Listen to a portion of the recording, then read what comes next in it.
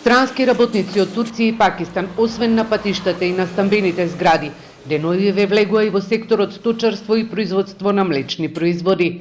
6 работници од Индија работат на фарма и во млекара во Свети Николе. Председателот на Собранието на Организација на работодавачи Ангел Димитров ја потврдува информацијата и вели дека сопственикот е задоволен од работата на странските работници, на кои им се обезбедени сите услови и плата, како на нашите македонски работници.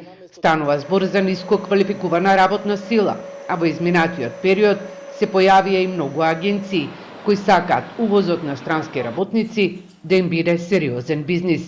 Смета дека во текстилниот сектор ова ќе стане реалност за 3 до 4 години.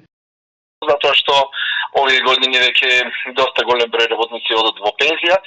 За нив немаме надомест, фактички замена од наши работници, млади работници од Македонија, така да тоа останува единствен изглед ако сакаме да го задржиме број работниците, да го задржиме сегашниот буџет, фондовите да ги помниме, во спротивно паѓаат сите овие параметри и многу негативно ќе се одржи на целокупната, не само економија, туку на држава.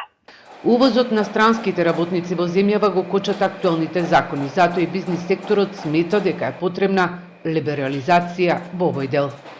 Факт е дека ние назадуваме во однос на државите во околина, да ги спомнате Србија, Бугарија пред нас, дури една Босна вработува повеќе странци него ние што вработуваме. Да не зборуваме за Хрватска, каде што цели населби веќе се од, да речеме, имат над 20.000 луѓе вработени од Непал.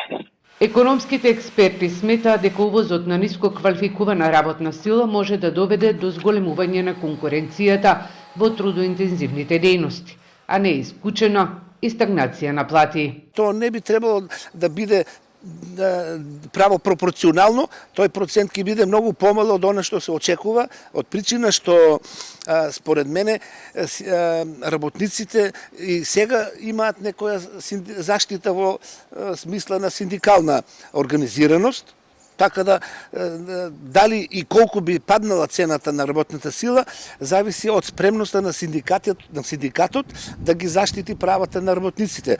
Според мене и овие работници што ќе дојдат веројатно ќе имаат и права на таква синдикална заштита. Странските градежни компании кои градат во Македонија најголем дел од работниците го обезбедуваат од надвор. Димитров смета дека истото ќе се случи со коридорите 8 и 10Д, бидејќи како што вели, Македонија нема доволно работна сила која сака да работи во секторот градежништво.